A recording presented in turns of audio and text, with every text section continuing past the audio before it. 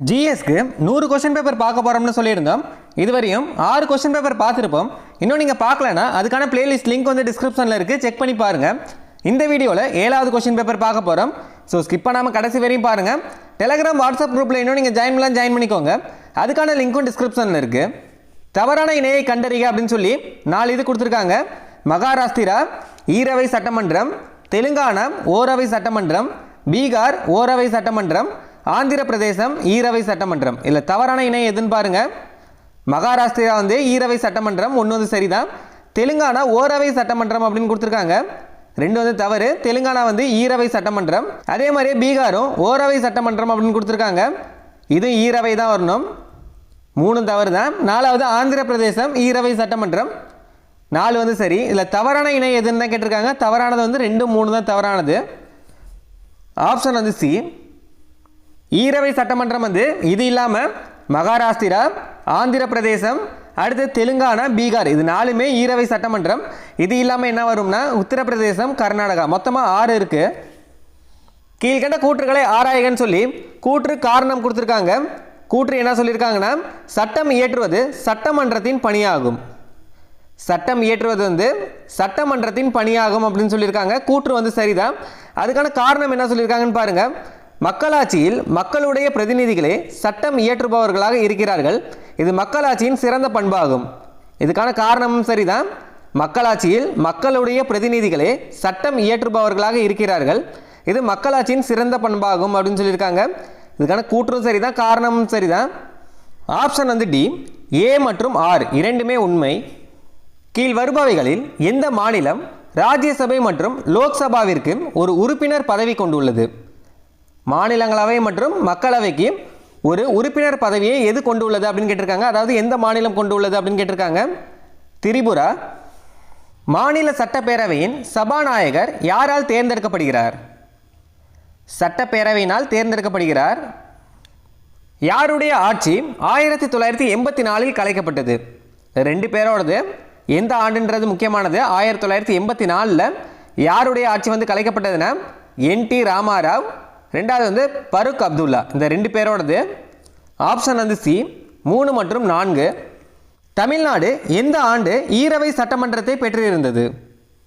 தமிழ்நாடு வந்து எந்த ஆண்டு ஈரவை சட்டமன்றத்தை பெற்றுள்ளதுன்னா 1986. அதுக்கப்புறமேட்டு 1986 நவம்பர் 1 வந்து அப்போதைய முதல்வராக இருந்த எம்ஜிஆர் வந்து ஈரவை சட்டமன்றத்தை நீக்கி ஓரவை சட்டமன்றமாக மாற்றினார்.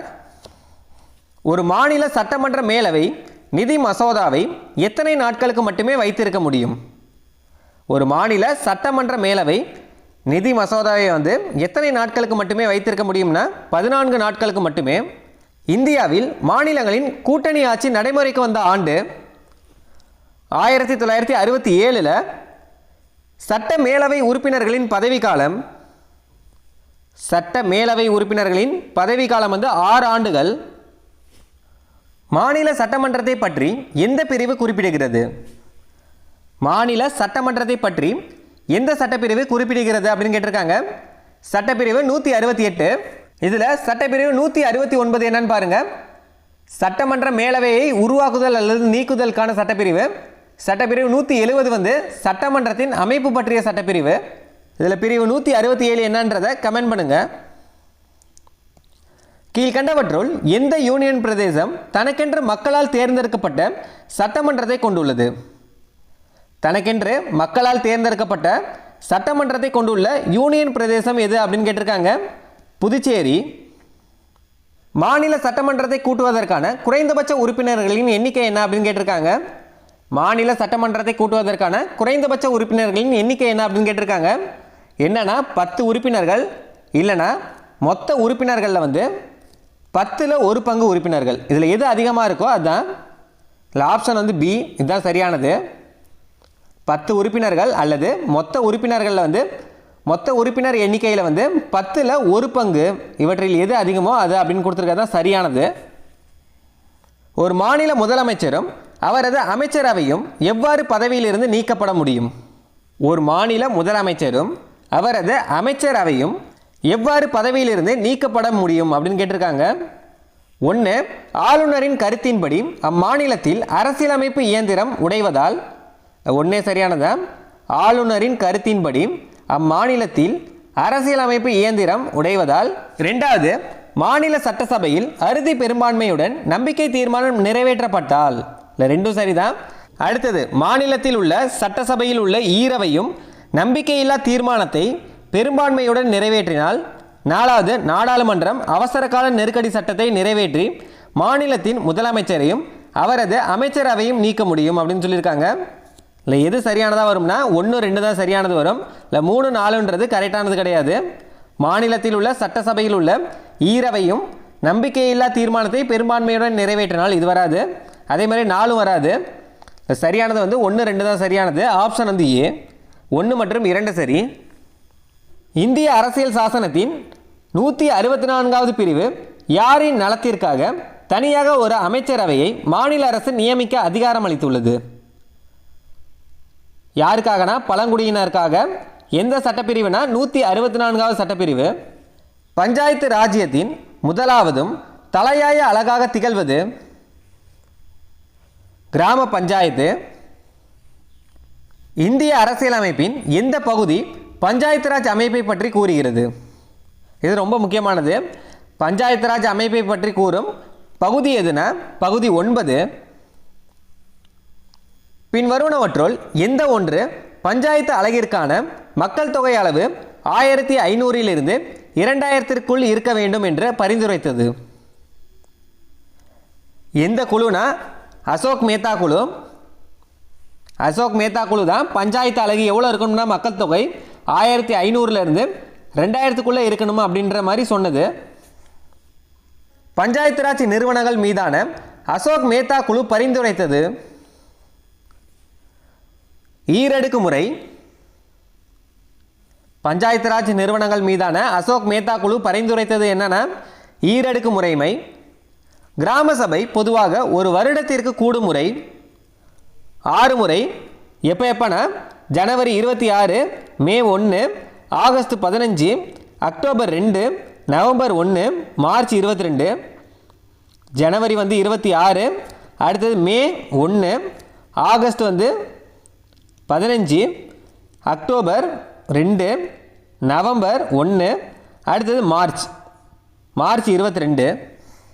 இதில் நவம்பர் 1, மார்ச் 22 என்னன்றதை கமெண்ட் பண்ணுங்கள். என்ன தினம் வரும் அப்படின்றத கமெண்ட் பண்ணுங்கள். அடுத்தது பொறுத்துக்க கொடுத்துருக்காங்க. பல்வந்தராய் மேத்தா குழு சமுதாய மேம்பாட்டு திட்டத்தின் செயல்பாடுகளை ஆராய்தல். பல்வந்தராய் மேத்தா குழு சமுதாய மேம்பாட்டு திட்டத்தின் செயல்பாடுகளை ஆராய்தல். அசோக் மேத்தா குழு பஞ்சாயத்து ராஜ் நிறுவனங்களை பலப்படுத்துதல். அசோக் மேத்தா குழு பஞ்சாயத்து ராஜ் நிறுவனங்களை பலப்படுத்துதல். ஜிவிகே ராவ் குழு ஊரக மேம்பாடு மற்றும் வறுமை ஒழிப்பு. எல்எம் சிங்வி குழு பஞ்சாயத்து ராஜ் நிறுவனங்களை மேலும் பலப்படுத்துதல். இல்லை, சரியானது 3, 4, அடுத்தது 2, 1. ஆப்ஷன் சி, 3, 4, 2, 1 வரும். கீழ்கண்டவர்களில் யாருக்கு உள்ளாட்சி அரசாங்க தேர்தலில் இடஒதுக்கீடு கிடையாது?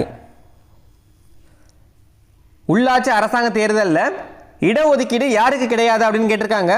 பழங்குடியினருக்கு. பஞ்சாயத்து ராஜ் அமைப்பை முதலாக அறிமுகம் செய்த மாநிலம். இது முக்கியமானது. பஞ்சாயத்து ராஜ் அமைப்பை முதலாக அறிமுகம் செய்த மாநிலம் எதுனா ராஜஸ்தான். முன்னாள் பிரதமர் ராஜீவ் காந்தி உள்ளாட்சி நிறுவனங்களுக்காக பஞ்சாயத்து அமைப்புகளின் ஆய்வுக்காக உருவாக்கிய குழு எல்எம் சிங்வி குழு. பஞ்சாயத்துகளை பற்றி அரசியல் கட்டுப்பாட்டில் வழங்கியது எந்த அட்டவணை அப்படின்னு கேட்டிருக்காங்க. பஞ்சாயத்துகளை பற்றி அரசியல் கட்டுப்பாட்டில் வழங்கிய அட்டவணை எதுனா 11வது அட்டவணை. இந்தியாவின் உள்ளாட்சி அரசாங்கத்தின் முதன்மையானவர் இல்லைனா உள்ளாட்சி அரசாங்கத்தின் தந்தை என அழைக்கப்படுபவர் யாருன்னா ரிப்பன் பிரபு. அசோக் மேத்தா குழு எத்தனை பரிந்துரைகளை முன்வைத்தது? அசோக் மேத்தா குழு எத்தனை பரிந்துரைகளை முன்வைத்ததுன்னா 132 பரிந்துரைகளை முன்வைத்தது. என்ன காரணத்திற்காக பல்வந்தராய் மேத்தா குழு அமைக்கப்பட்டது? சமுதாய மேம்பாட்டு திட்டங்களுக்காக பல்வந்தராய் மேத்தா குழு அமைக்கப்பட்டது. இந்திய அரசியலமைப்பில் பகுதி 9 எதனை பற்றி கூறுகிறது? இந்த கொஸ்டின் ஏற்கனவே பார்த்துருக்கோம். பகுதி 9 வந்து எதை பற்றியதுன்னா பஞ்சாயத்துகள் பற்றியது. உள்ளாட்சி தேர்தலில் பெண்களுக்கான இடஒதுக்கீடு 33%. இது முக்கியமானது. உள்ளாட்சி தேர்தலில் பெண்களுக்கான இடஒதுக்கீடு எத்தனை சதவீதம்னா 33%. பல்வந்த் ராய் மேத்தா குழு அமைக்கப்பட்ட ஆண்டு 1957 வரணும். 1957 தான் சரியானது. பல்வந்த் ராய் மேத்தா குழு அமைக்கப்பட்ட ஆண்டு வந்து 1957. 74வது சட்ட திருத்தம் 3 வகையான நகராட்சி அமைய பெறுவதற்கு வழிவகை செய்கிறது. இது எவ்வாறு அழைக்கப்படுகிறதுனா நகர்பாலிக் சட்டம்னு. மாவட்ட பஞ்சாயத்து உறுப்பினர் ஆவதற்கான குறைந்தபட்ச வயது 21 வயது. அடுத்தது பொறுத்துக கொடுத்துருக்காங்க. பஞ்சாயத்து ராஜ் நிர்வாகம் பற்றிய ஆய்வுக்குழு வி ஈஸ்வரன். பஞ்சாயத்து ராஜ் நிர்வாகம் பற்றிய ஆய்வுக்குழு வந்து வி ஈஸ்வரன். நியாய பஞ்சாயத்துகள் பற்றிய ஆய்வுக்குழு ஜி ஆர் ராஜ்கோடால். பஞ்சாயத்து ராஜ் நிதி பற்றிய ஆய்வுக்குழு கே சந்தானம். பஞ்சாயத்து ராஜ் இயக்கத்தில் கிராம சபையின் நிலை குறித்த ஆய்வுக்குழு ஆர் ஆர் திவாகர். நிர்வாகம் பற்றிய ஆய்வுக்குழுன்னு கேட்டாங்கன்னா நிர்வாகம்னு கேட்டாங்கன்னா வி ஈஸ்வரன். அடுத்தது நியாய பஞ்சாயத்துகள் பற்றிய ஆய்வுக்குழு வந்து ஜி ஆர் ராஜ்கோடால். அடுத்தது நிதி பற்றிய ஆய்வுக்குழு ரொம்ப முக்கியமானது கே சந்தானம். கிராம சபையின் நிலை குறித்த ஆய்வுக்குழு வந்து ஆர் ஆர் திவாகர். இல்லை ஆப்ஷன் வந்து பி 4132 இதுதான் சரியானது. அடுத்தது பொறுத்துக்க தான் கொடுத்துருக்காங்க. பல்வந்த் ராய் மேத்தா குழு 3 அடுக்கு முறை. சந்தானம் குழு நிதி சுதந்திரம். அசோக் மேத்தா குழு 2 அடுக்கு முறை. ஜிவி கே ராவ் குழு வட்டார வளர்ச்சி அலுவலர்கள் முக்கியத்துவம். பல்வந்த் ராய் மேத்தா குழு 3 அடுக்கு முறை. அசோக் மேத்தா குழு வந்து 2 அடுக்கு முறை. சந்தானம் குழு வந்து நிதி சுதந்திரம். ஜிவி கே ராவ் குழு வந்து வட்டார வளர்ச்சி அலுவலர்கள் முக்கியத்துவம். ஆப்ஷன் வந்து ஏ 4312 இதுதான் சரியானது. 1986ஆம் ஆண்டில் மக்களாட்சி மற்றும் மேம்பாட்டிற்காக பஞ்சாயத்து நிறுவனங்களை புத்துயிர்ப்பிக்க அமைக்கப்பட்ட குழு எந்த ஆண்டுன்றது முக்கியமானது. 1986 மக்களாட்சி மற்றும் மேம்பாட்டிற்காக பஞ்சாயத்து நிறுவனங்களை புத்துயிர்ப்பிக்க அமைக்கப்பட்ட குழு எதுனா எல்எம் சிங்வி குழு. 73வது திருத்த சட்டத்தின்படி மக்கள் தொகையின் அடிப்படையில் எந்த அளவிற்கு கீழ் உள்ள ஒரு மாநிலம் இடைநிலை அமைப்பை உள்ளாட்சி அமைப்பில் உண்டாக்க முடியாது அப்படின்னு கேட்டிருக்காங்க. 73வது திருத்த சட்டத்தின்படி மக்கள் தொகையின் அடிப்படையில் எந்த அளவிற்கு கீழ் உள்ள ஒரு மாநிலம் இடைநிலை அமைப்பை உள்ளாட்சி அமைப்பில் உண்டாக்க முடியாது அப்படின்னு சொல்லியிருக்காங்க. 20 லட்சத்திற்கும் குறைவாக உள்ள ஒரு மாநிலம் வந்து இடைநிலை அமைப்பை வந்து உள்ளாட்சி அமைப்பில் உண்டாக்க முடியாது. இடைநிலை அமைப்பு அப்படின்றது என்னன்னா பஞ்சாயத்து சமிதி. கீழே கொடுக்கப்பட்டவைகளில் எது சரியானது இல்லை அப்படின்னு கேட்டிருக்காங்க. அதாவது எது தவறானதுன்னு கேட்டிருக்காங்க. பகுதி 9A நகராட்சியில் குறிப்பிடுகையில் அப்படின்னு கொடுத்து இந்த 4 ஆப்ஷனில் எது தவறானதுன்னு கேட்டிருக்காங்க. மாநிலத்தின் ஒருங்கிணைந்த நிதியிலிருந்து நகராட்சிகளுக்கு மானியங்கள் வழங்கப்பட வேண்டும். இது சரிதான்.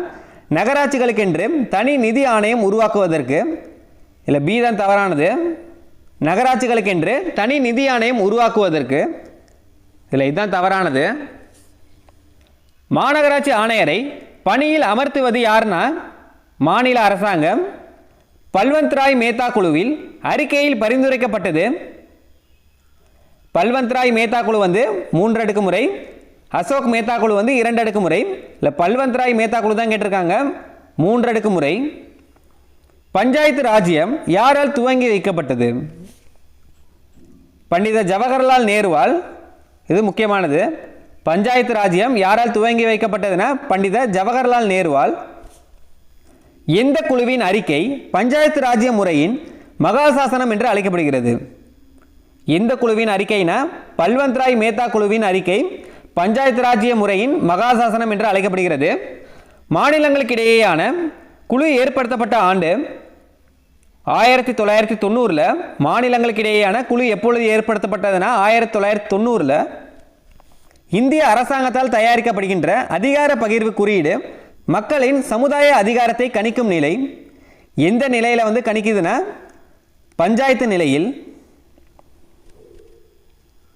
நகர்பாலிகா சட்டம் சார்ந்த சட்ட திருத்தம் எதுன்னு கேட்டிருக்காங்க. 74வது சட்ட திருத்தம். இதுக்கான கொஸ்டின் ஏற்கனவே நம்ம பார்த்துருக்கோம். நகர்பாலிகா சட்டம் சார்ந்த சட்ட திருத்தம் எதுனா 74வது சட்ட திருத்தம். இந்திய அரசியலமைப்பின் எந்த அட்டவணையில் பஞ்சாயத்து முறையில் ஆற்றல், அதிகாரம் மற்றும் பொறுப்புகள் குறிப்பிடப்பட்டுள்ளது? பஞ்சாயத்து முறையின் ஆற்றல், அதிகாரம் மற்றும் பொறுப்புகள் எந்த அட்டவணையில் குறிப்பிடப்பட்டுள்ளதுன்னா 11வது அட்டவணையில்.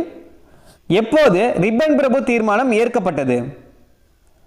1882ல் 1882ல் ரிப்பன் பிரபு தீர்மானம் ஏற்கப்பட்டது. பஞ்சாயத்து ராஜ் நிறுவிய முதல் மாவட்டம், மாநிலம் நமக்கு தெரியும் ராஜஸ்தான். இந்த ராஜஸ்தானில் இருக்க ஒரு மாவட்டம் தான் கேட்டிருக்காங்க. பஞ்சாயத்து ராஜ் நிறுவிய முதல் மாவட்டம் எதுனா நாகூர். உள்ளாட்சித்துறை அரசாங்கத்தில் தேர்தல் கட்டாயம் என்று கூறிய சட்ட திருத்தம் 73வது சட்ட திருத்தம். உள்ளாட்சித்துறை அரசாங்கத்தில் தேர்தல் கட்டாயம் என்று கூறிய சட்ட திருத்தம் எதுனா 73வது சட்ட திருத்தம். இந்தியாவில் பஞ்சாயத்து ராஜ் முறையை கொண்டு வந்ததன் முக்கிய நோக்கம் அரசியல் அதிகாரத்தை பரவலாக்கம் செய்ய. இந்தியாவில் பஞ்சாயத்து ராஜ் முறையை கொண்டு வந்ததன் முக்கிய நோக்கம் என்னன்னா அரசியல் அதிகாரத்தை பரவலாக்கம் செய்ய. அடுத்தது பொறுத்துக்க கொடுத்துருக்காங்க. பஞ்சாயத்து ராஜ் தேர்தல் கே. சந்தானம். பஞ்சாயத்து ராஜ் பயிற்சி மையங்கள் ஜி. ராமச்சந்திரன். சமுதாய மேம்பாடும் பஞ்சாயத்து ராஜும் திருமதி தய சவுபே. பஞ்சாயத்து ராஜ் புள்ளியியல் பகுப்பாய்தல் வி.ஆர். ராவ். இதில் ஆப்ஷன் பி 3, 1, 4, 2 இதுதான் சரியானது. பஞ்சாயத்து ராஜ் தேர்தல் கே. சந்தானம். பயிற்சி மையங்கள் ஜி. ராமச்சந்திரன். சமுதாய மேம்பாடும் பஞ்சாயத்து ராஜும் திருமதி தயா சவுபே. பஞ்சாயத்து ராஜ் புள்ளியியல் பகுப்பாய்தல் வி.ஆர். ராவ். சென்னை மாநகராட்சி எத்தனை உறுப்பினர்களை கொண்டுள்ளது? 200 உறுப்பினர்களை கொண்டுள்ளது. பல்வந்த் ராய் மேத்தா குழுவின் பரிந்துரைகளின்படி ஜில்லா பரிஷத்தின் தலைவராக செயல்பட வேண்டியவர் மாவட்ட ஆட்சித்தலைவர். மாநகராட்சியின் முதல் குடிமகன் மற்றும் தந்தை என அழைக்கப்படுபவர் மேயர். இதெல்லாம் முக்கியமானது. மாநகராட்சியின் முதல் குடிமகன் மற்றும் தந்தை என அழைக்கப்படுபவர் யாருன்னா மேயர். இந்திய அரசியலமைப்பின் சட்டப்பிரிவு 243D எதை வலியுறுத்துகிறது அப்படின்னு கேட்டிருக்காங்க. பஞ்சாயத்தில் SC/ST வகுப்பினர் மற்றும் பெண்களுக்கான இடஒதுக்கீட்டு முறை. பஞ்சாயத்தில் SC/ST வகுப்பினர் மற்றும் பெண்களுக்கான இடஒதுக்கீட்டுக்கான சட்டப்பிரிவு எதுனா சட்டப்பிரிவு 243D. அடுத்ததும் பொறுத்துக்க கொடுத்துருக்காங்க. பல்வந்த் ராய் மேத்தா குழு 3 அடுக்கு முறை. இந்த கொஸ்டின் ஏற்கனவே பார்த்துருக்கோம். பல்வந்த் ராய் மேத்தா குழு 3 அடுக்கு முறை. அசோக் மேத்தா குழு 2 அடுக்கு முறை. 73வது சட்ட திருத்தம் கிராம பஞ்சாயத்து. 74வது சட்ட திருத்தம் நகர்பாலிகா. இல்லை எதெல்லாம் நமக்கு தெரியும்னா பல்வந்த் ராய் மேத்தா குழு 3 அடுக்கு முறைன்னு தெரியும். அசோக் மேத்தா குழு 2 அடுக்கு முறை. இது ரெண்டுமே பார்த்தாச்சு. அதே மாதிரியே பாருங்க 74வது சட்ட திருத்தம் நகர்பாலிகா இதுவும் பார்த்துருக்கோம். 73வது சட்ட திருத்தம் கிராம பஞ்சாயத்துக்கள். இல்லை ஆப்ஷன் ஏ 4, 3, 1, 2 இதுதான் சரியானது. பஞ்சாயத்து ராஜ் சேர்க்கப்பட்டுள்ள பட்டியல். பஞ்சாயத்து ராஜ் எந்த பட்டியலில் சேர்க்கப்பட்டுள்ளது அப்படின்னு கேட்டிருக்காங்க. மாநில பட்டியலில். பின்வருவனவற்றுள் எந்த அமைப்பு பஞ்சாயத்து ராஜ் முறையில் முக்கிய செயல்துறை உறுப்பு மண்டல அளவில் ஜில்லா பரிஷத் வடிவத்தில் இருக்க வேண்டும் என்று பரிந்துரை செய்தது? பஞ்சாயத்து ராஜ் முறையில் முக்கிய செயல்துறை உறுப்பு மண்டல அளவில் ஜில்லா பரிஷத் வடிவத்தில் இருக்க வேண்டும் என்று பரிந்துரை செய்த குழு எது அப்படின்னு கேட்டிருக்காங்க. அசோக் மேத்தா குழு. பஞ்சாயத்து அமைப்புகளுக்கு அரசியல் அமைப்பு அந்தஸ்து கொடுக்கப்படுவதற்கு முன் முயற்சிகள் எடுக்கப்பட்டது எந்த குழுவின் பரிந்துரையின் பேரில்? எல்.எம். சிங்வி குழுவின் பரிந்துரையின் பேரில் அரசியல் அமைப்பின் அந்தஸ்து கொடுக்கப்படுவதற்கு முன் முயற்சிகள் எடுக்கப்பட்டது எந்த குழுவின் பரிந்துரையின் பேரில்னா இந்த குழுவின் பரிந்துரைனா எல்.எம். சிங்வி குழுவின் பரிந்துரையின் பேரில். மாநகராட்சி நிர்வாகத்தின் அச்சாணியாக இருப்பவர் ஆணையர். மாநகராட்சி நிர்வாகத்தின் அச்சாணியாக இருப்பவர் யார்னா ஆணையர். கிராமப்புற மற்றும் நகர்ப்புற உள்ளாட்சி அமைப்புகளில் பெண்களுக்கு 33 விழுக்காடு இடஒதுக்கீட்டினை வழங்கும் சட்ட திருத்தம். 73வது மற்றும் 74வது சட்ட திருத்தம் இதெல்லாம் ரொம்ப முக்கியமானது. கிராமப்புற மற்றும் நகர்ப்புற உள்ளாட்சி அமைப்புகளில் பெண்களுக்கு 33% இடஒதுக்கீட்டினை வழங்கும் சட்ட திருத்தம் எதுனா 73 மற்றும் 74. மாவட்ட ஊரக வளர்ச்சி மேம்பாட்டு நிறுவனம் தோற்றுவிக்கப்பட்ட ஆண்டு 1980. மாவட்ட ஊரக வளர்ச்சி மேம்பாட்டு நிறுவனம் தோற்றுவிக்கப்பட்ட ஆண்டு எப்பனா 1980. பஞ்சாயத்து ராஜ் அமைப்பின் கீழ்நிலை கிராம சபை. தமிழ்நாட்டின் பஞ்சாயத்து ராஜ் சட்டம் எந்த ஆண்டு அறிமுகப்படுத்தப்பட்டது? 1994. தமிழ்நாட்டில் பஞ்சாயத்து ராஜ் சட்டம் எந்த ஆண்டு அறிமுகப்படுத்தப்பட்டதுன்னா 1994. எந்த ஒன்று பஞ்சாயத்து ராஜ்யத்தில் இல்லை அப்படின்னு கேட்டிருக்காங்க. இல்லை இல்லாது நகரியம், சமதி தொகுதி நிலை, கிராமம் கிராம நிலை, ஜில்லா பரிஷத் மாவட்ட அளவில். பின்வருவனவற்றில் நிலையினை கண்டறியும் ஆய்வு குழுவை பொறுத்துக்க அப்படின்னு சொல்லி 4 குழு கொடுத்துருக்காங்க.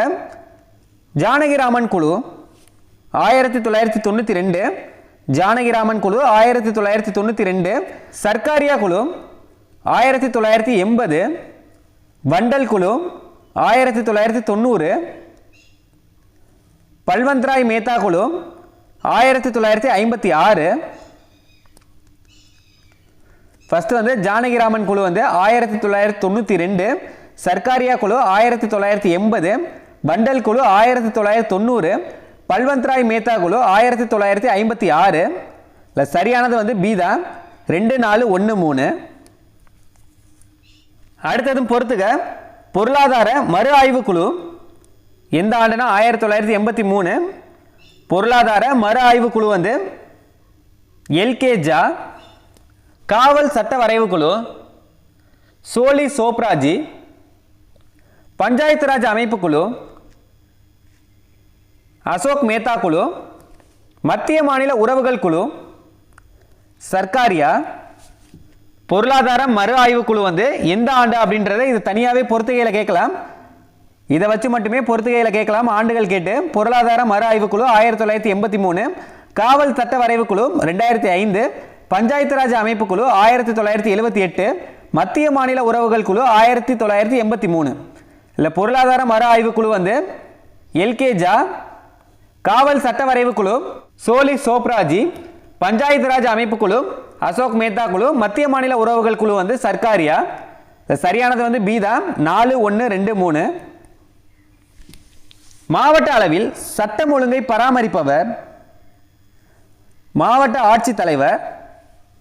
இந்திய அரசியலமைப்பின் சட்டப்பிரிவு 243 எதை வலியுறுத்துகிறதுனா பஞ்சாயத்து அமைப்புகளை. பஞ்சாயத்து அமைப்புகளில் எத்தனை பணிகள் 73வது அரசியலமைப்பு சட்ட திருத்தத்தில் குறிப்பிடப்பட்டுள்ளது? பஞ்சாயத்து அமைப்புகளில் எத்தனை பணிகள் 73வது அரசியலமைப்பு சட்ட திருத்தத்தில் குறிப்பிடப்பட்டுள்ளது அப்படின்னு கேட்டிருக்காங்க. 29 பணிகள். இது முக்கியமானது. பஞ்சாயத்து அமைப்புகளில் எத்தனை பணிகள் 73வது அரசியலமைப்பு சட்ட திருத்தத்தில் குறிப்பிடப்பட்டுள்ளதுன்னா 29 பணிகள். இந்தியாவில் முதல் மாநகராட்சி எது? மெட்ராஸ். பஞ்சாயத்து ராஜ்யம் துவங்கி வைக்கப்பட்ட ஆண்டு அக்டோபர் 2, 1959. அக்டோபர் 2, 1959. இதை யார் துவங்கி வைத்தார்னா பண்டித ஜவஹர்லால் நேரு.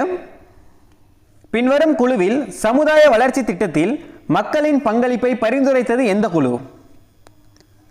சமுதாய வளர்ச்சி திட்டத்தில் மக்களின் பங்களிப்பை பரிந்துரைத்தது எந்த குழு அப்படின்னு கேட்டிருக்காங்க. பல்வந்த்ராய் மேத்தா குழு. தமிழ்நாட்டில் உள்ள ஊராட்சிகளின் எண்ணிக்கை 12619. மாநகராட்சியின் அரசியல் ரீதியான தலைவர் மேயர். கீழ்கண்ட குழுக்களில் பஞ்சாயத்துகளுக்கு அரசியலமைப்பு அடிப்படையிலான நிலையினை வழங்குமாறு பரிந்துரைத்த குழு. பஞ்சாயத்துகளுக்கு அரசியலமைப்பு அடிப்படையிலான நிலையினை வழங்குமாறு பரிந்துரைத்த குழு எதுனா எல்எம் சிங்வி குழு. இதோட மொத்தமாக 75 வினாக்கள் பார்த்துருப்போம். அடுத்த வீடியோவில் 8வது கொஸ்டின் பேப்பர் பார்க்கலாம்.